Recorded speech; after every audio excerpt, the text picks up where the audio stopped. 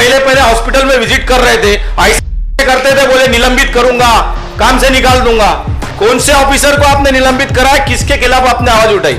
और रहा सवाल आपने लॉकडाउन का जो पूछा, ये असंवैधानिक है, मजाक है। 2 दिन से चल रहा है लॉकडाउन, लोग रोड पे घूम रहे हैं, रिक्शे चल रहे हैं, अरे कार्रवाई कौन करेगा? हमको सिर्फ नंबर ऑफ डेथ बचाना है। पेशेंट तो ऐसे ही ठीक होते जा रहे हैं, देश में 3 लाख में से 1.5 लाख पेशेंट ठीक हो गए। कि कारोबार को लेके लोग ज्यादा चिंतित है और उसकी वजह से लोगों को हार्ट अटैक आ रहा है या बीमार हो रहे हैं लोग। तो मेरी आपसे रिक्वेस्ट है कि 2 टाइम का खाना मजदूरों को आप खिलाना चालू कीजिए। आपके घर का, आपके घर का एड्रेस देते हैं हम कि जो भी मजदूर अगर भूखा है तो हमारे प्रथम नागरिक जिम्मेदार है और आप उनके घर पे जाके दोनों वक्त खाना खा सकते हैं। कोई भी दवाई की जरूरत हो, सर्दी बुखार खांसी कोई भी तकलीफ हो, वो आप हमारे महापौर के बंगले पे जाइए। उनका कंप्लीट एड्रेस और मोबाइल नंबर मैं सोशल मीडिया की तरफ से मां के माध्यम से आपको वायरल कर दूंगा। अगर अभी तक आपने द वॉइस को सब्सक्राइब नहीं किया है तो प्लीज़ अभी सब्सक्राइब करें। हेलो फ्रेंड्स, मैं फखरुद्दीन, द वॉइस न्यूज़ में आप सभी का स्वागत है। तो जिस तरीके से भिवंडी में कोरोना के जो संक्रमण है बढ़ते जा रहे हैं, ऐसा दिखाई दे रहा है और जो केसेस है वो दिन पे दिन ज़्यादा निकलते जा रहे हैं। किसी दिन में 100 केस आ जा रहा है, किसी दिन 40 आ रहा है। और उसी बीच में आईजीएम में जिस तरीके से लापरवाही नज़र आ रही है कि किसी की डेथ हो जाती है तो 4 दिन तक बॉडी नहीं मिल रही है और जो उनके जो पीपीई किट है वो यहाँ वहाँ एकदम पड़े हुए हैं।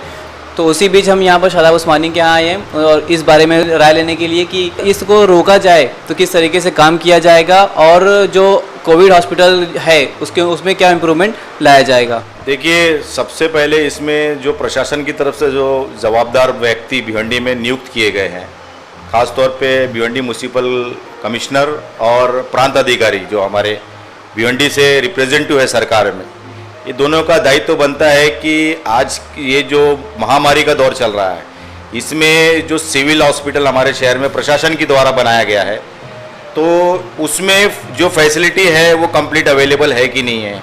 100 बेड का हॉस्पिटल हमने बनाया, उसमें से लगभग 30 से 35 ऑक्सीजन यूनिट ही चालू है और आज अधिकतर जो डेथ हो रही है कोविड हॉस्पिटल में हमारे, वो ऑक्सीजन नहीं होने की वजह से नहीं हो रही है, वेंटिलेटर का बेड अवेलेबल नहीं होने की वजह से हो जा रही है।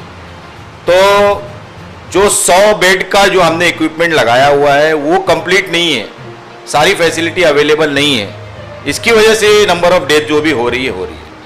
तो मेरा सबसे पहले तो भिवंडी शहर के नेताओं पर सवाल है, खासतौर पे भिवंडी शहर के 2 आमदार, एक जो भारतीय जनता पार्टी से बिलोंग करते हैं, एक समाजवादी से बिलोंग करते हैं। दोनों को कुछ दिन पहले भिवंडी आईजीएम हॉस्पिटल को लेके काफ़ी होड़ लगी थी क्रेडिट लेने को। कोई बोलता है मैंने कई 100 करोड़ दिया, तो कोई बोलता है कि वेंटिलेटर यूनिट मैंने चालू किया, सिटी स्कैन मैंने चालू किया, कोई ओपनिंग सुबह कर रहा है तो कोई शाम को कर रहा है।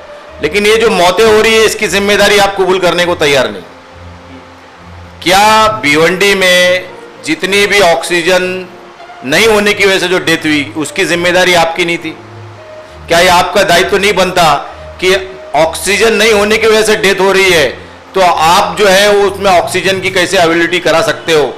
जबकि भिवंडी में हमने देखा था कि कुछ नगर सेवकों ने, कुछ समाज सेवकों ने अपने अपने वार्ड में ऑक्सीजन यूनिट बनाया। जब इंडिविजुअली कोई व्यक्ति कर सकता है, समाज सेवक कर सकता है, आप आमदार रहते हुए सरकार में सिर्फ लेटर देते हो, सिर्फ मांगनी करते हो। और अभी ये जो मजाक आपने किया 7 करोड़ रुपया जो आपने शहर में लाया, रईस शेख साहब से मैं मुखातिब होना चाहूंगा कि मोदी जी को हम झेल रहे हैं, एक और मोदी हमारे शहर को नहीं चाहिए। 7 करोड़ रुपया आपने शहर को दिलाया तो फिर अंबरनाथ को किसने दिलाया, मुमरा को किसने दिलाया, थाना को किसने दिलाया और कल्याण और उल्लासनगर को किसने दिलाया? और अच्छा 7 करोड़ अगर आपने दिलाया मान भी लिया जाए तो कितनी शर्म की बात है कि भिवंडी 2.5 कॉन्स्टिट्यूएंसी का मालिक नगर पालिका और अंबरनाथ जो है सिर्फ 1 एमएलए कॉन्स्टिट्यूएंसी का मालिक, उसको भी 7 करोड़ मिलता है, तुमको भी 7 करोड़ मिलता है। तो तुम्हारी उपलब्धि क्या? ऐसी क्या मांग किया आपने कि 7 ही करोड़ मिला आपको? अंबरनाथ को 7 करोड़ मिला तो आपको तो कम से कम 15 करोड़ मिलना चाहिए था। तो ये लेटर दे के क्रेडिट लेने का चक्कर आप छोड़ दे। और मैं उनके भक्तों से कहना चाहूंगा कि भक्तगिरी खत्म करे, शहर इसमें बर्बाद हो रहा है। आपका यह सवाल होना चाहिए था कि साहब आपने सिटी स्कैन, आपने करोड़ों रुपए दिए, कहां गए? नगर पालिका में आज जो कोविड हॉस्पिटल जो चल रहा है उसके अंदर जो अवेलेबिलिटी नहीं है। आप तो जब पहले पहले हॉस्पिटल में विजिट कर रहे थे ऐसे करते थे, बोले निलंबित करूंगा, काम से निकाल दूंगा। कौन से ऑफिसर को आपने निलंबित करा है, किसके खिलाफ आपने आवाज उठाई? जब आप कोविड हॉस्पिटल में किसी डॉक्टर की गलत नीतियों की वजह से, किसी आरोग्य अधिकारी की गलत नीतियों की वजह से जो डेथ हो रही है या सामान अवेलेबल नहीं है, तो कौन से ऐसे अधिकारी पे आपने कार्रवाई की मांग की असेंबली में, या कौन से अधिकारी को आपने निलंबित किया? आज कोविड-19 महामारी का दौर है, तो ऐसे हालात में भी अगर आप जो है राजनीति करने से उब रहे नहीं है, तो बहुत ही दुर्भाग्य की बात है। माननीय प्रथम नागरिक और उनके सहयोगी नगर सेवक द्वारा कोगवा में हॉस्पिटल बनाया जा रहा है। ये तो वैसी बात हो गई कि बीएससी किया है, एचएससी नहीं किया है।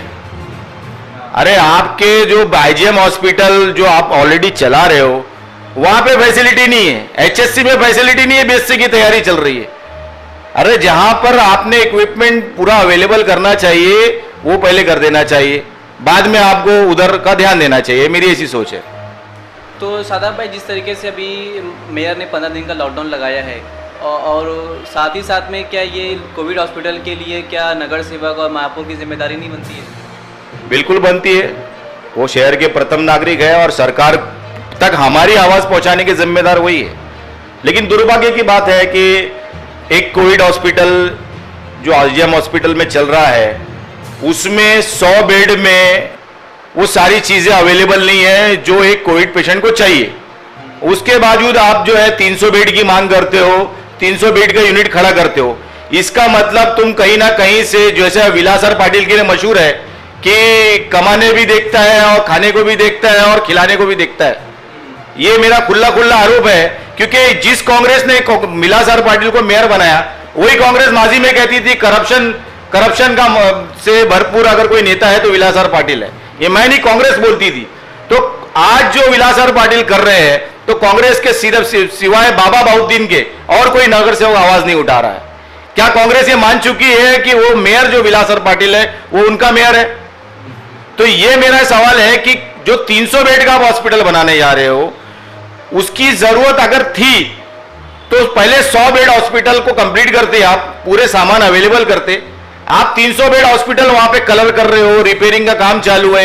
एक अरशद सिद्दीकी साहब, एक अच्छे इंसान ने डोनेट किया अपनी जगह फ्री में, ठीक है, वो बनने जा रहा है, लेकिन वो तो तात्पुरता है। लेकिन जो बन रहा है, बन चुका है, जहां पे इलाज हो रहा है, वहां सारी चीज अवेलेबल नहीं है, लोग मर रहे हैं। तो तुमको तो शर्म आनी चाहिए कि 20 लाख करोड़ जैसे मोदी जी ने दिखाया, हकीकत कुछ नहीं, वैसी मामला है। जो अवेलेबल नहीं है, जहां पर चीजें इलाज की, हम तो उसकी बात करेंगे ना। 300 बेड की हम कल्पना भी कैसे कर सकते हैं कि वहां अच्छा इलाज हो सकता है। और रहा सवाल आपने लॉकडाउन का जो पूछा, ये असंवैधानिक है, मजाक है। 2 दिन से चल रहा है लॉकडाउन, लोग रोड पे घूम रहे हैं, रिक्शे चल रहे हैं। अरे कार्रवाई कौन करेगा? गाड़ी कोई चला रहा है, अननेसेसरी रोड पे घूम रहा है, आप जो है दुकानों को सील करो, प्रॉपर्टी को सील करो। जो लीगल प्रोसेस होता है उस पर आप कुछ कर नहीं पा रहे, इसलिए तो लॉकडाउन 1 लॉकडाउन 2 फेल हुआ तुम्हारा। संक्रमण नहीं फैलने के लिए लॉकडाउन 1 लॉकडाउन 2 किया था हमने, संक्रमण फैल गया, तो अब जो लॉकडाउन की जरूरत नहीं थी, अभी लॉकडाउन किया आपने। माननीय प्रथम नागरिक, आप सभी जानते हैं कि पिछले 3 महीने से चल रहे लॉकडाउन में शहर के समाज सेवकों ने, अच्छे इंसान ने पड़ोसियों का ख्याल रखा, खाना खिलाया। तो जितना पेंडेमिक होना था खाने को लेके, वो पेंडेमिक नहीं हुआ। लेकिन आज पूरे देश की सरकार ने, राज्य सरकार ने देखा कि कारोबार को लेके लोग ज्यादा चिंतित है और उसकी वजह से लोगों को हार्ट अटैक आ रहा है या बीमार हो रहे हैं, लोग बर्बादी की तरफ देश जा रहा है। इसके लिए अनलॉक 1 चल रहा है, फिर भी आपने लॉकडाउन किया। तो मेरी आपसे रिक्वेस्ट है कि 2 टाइम का खाना मजदूरों को आप खिलाना चालू कीजिए। आपके घर का, आपके घर पे, आपके घर का एड्रेस देते हैं हम, आपका मोबाइल नंबर देते हैं मजदूरों को, 1-2 दिन में वायरल करना चालू कर देंगे। पूरे शहर की जनता से अपील है कि जो भी मजदूर अगर भूखा है तो हमारे प्रथम नागरिक जिम्मेदार है, और आप उनके घर पे जाके दोनों वक्त खाना खा सकते हैं। कोई भी दवाई की जरूरत हो, सर्दी, बुखार, खांसी, कोई भी तकलीफ हो, वो आप हमारे महापौर के बंगले पे जाइए। उनका कंप्लीट एड्रेस और मोबाइल नंबर मैं सोशल मीडिया की तरफ से, मां के माध्यम से आपको वायरल कर दूंगा। अभी मैं फिर भी बोलता हूं माननीय प्रथम नागरिक महापौर साहिबा से कि ये जो पैनिक दौर है, ये 15 से 20 दिन का दौर है, जिसमें बहुत ही तेज रफ्तारी से कोविड के पेशेंट हमारे सामने आएंगे। लेकिन ये पैनिक दौर में हमें पेशेंट की डेथ होने से बचाना है। 15-20 दिन के बाद ऑटोमेटिकली जिस तरह से हमने देखा कि मालेगांव में ये दौर से गुजरा, मुंबई में मैं एग्जांपल देता हूं, कुर्ला है, तुम्हारा धारावी है, विक्रोली पार्क साइड है, हमने देखा कि 15-20 दिन के बाद धीरे धीरे कोरोना का प्रकोप धीरे धीरे कम होता गया। तो 15 से 20 दिन के बाद ये वायरस कहीं ना कहीं अपनी जो रफ्तार है वो कम करता है और अपनी धार को कम करता है। तो हमको सिर्फ नंबर ऑफ डेथ बचाना है। पेशेंट तो ऐसे ही ठीक होते जा रहे हैं, देश में 3 लाख में से 1.5 लाख पेशेंट ठीक हो गए, हमारे पास आरोग्य सेवा ही नहीं है, फिर भी लोग ठीक हो रहे हैं। तो इतना पैनिक होने की जरूरत नहीं है। पैनिक तो हमें होने की जरूरत है कि ये जो वायरल डिसीज से जो लोग मर रहे हैं, आमतौर पे जो लोग मर रहे हैं, वो उसका हमारे को ध्यान देना चाहिए कि आम डिसीज से क्यों लोग मर रहे हैं। इलाज नहीं होने की वजह से मर रहे हैं, तो कौन डॉक्टर जिम्मेदार है, कौन हॉस्पिटल जिम्मेदार है, आप उस पर कार्रवाई नहीं करते। बहुत से डॉक्टर अपनी जिम्मेदारी से भागे हुए हैं, उनके दवाखाने को सील कौन करेगा, उनको तंबी कौन करेगा, आपकी तरफ से कोई आह्वान नहीं, कुछ नहीं। हमारे शहर में 3 कोरोना फाइटर जो हमने देखा मेडिकल फील्ड से, एक डॉक्टर आसिफ साहब, डॉक्टर शाहरुख साहब, और कल हमारे एक लैब टेक्नीशियन की डेथ हुई, जुबैर साहब की। तो ये कोरोना फाइटर्स जो इनलिए बोल रहा हूं कि इन्होंने कोरोना के संक्रमण रहते हुए लोगों की खिदमत की, उनको कोरोना हुआ, उनकी डेथ हुई। किस आमदार ने इनके घर का विजिट किया? जब जो कोरोना में जिसकी डेथ हो रही है, आप उसकी प्रशंसा नहीं करोगे, उसको अप्रिशिएट नहीं करोगे, उसको श्रद्धांजलि नहीं दोगे, तो बाकी डॉक्टरों से आप जो उम्मीद कैसे कर सकते हो जो बंद करके भागे हुए? मतलब जो इस क्षेत्र में अपनी जान दे रहा है। आज डॉक्टर जो है एक एक दवाखाने में 25-25, 30-30 पेशेंट कम से कम एट प्रेजेंट रह रहे, वो बेचारा सोशल डिस्टेंसिंग का पालन नहीं कर पा रहा मजबूरी में कि क्लिनिक में बैठाने की जगह नहीं है उसके पास, और उसके बावजूद वो पेशेंट को देख रहा है पीपी किट लगा के, फेस मास्क लगा के। वो अपनी जान का, अपने परिवार होते हुए अपनी जान की फिक्र ना करते हुए वो ट्रीटमेंट कर रहा है। और अगर उसकी डेथ होती है कोरोना से, आप उसके लिए उसके घर वालों को मुआवजा देने की मांग नहीं करते, आप जो है उसको अप्रिशिएट नहीं करते, आप उसको श्रद्धांजलि नहीं देते। कौन से एक डॉक्टर के घर पे आप दोनों आमदार ने विजिट किया, मेयर ने विजिट किया? ये आपका दायित्व बनता है ताकि दूसरे जो डॉक्टर इस तरह की खिदमत अंजाम दे रहे हैं उनको प्रोत्साहन मिले और वो दिल से काम करें, आगे बढ़े।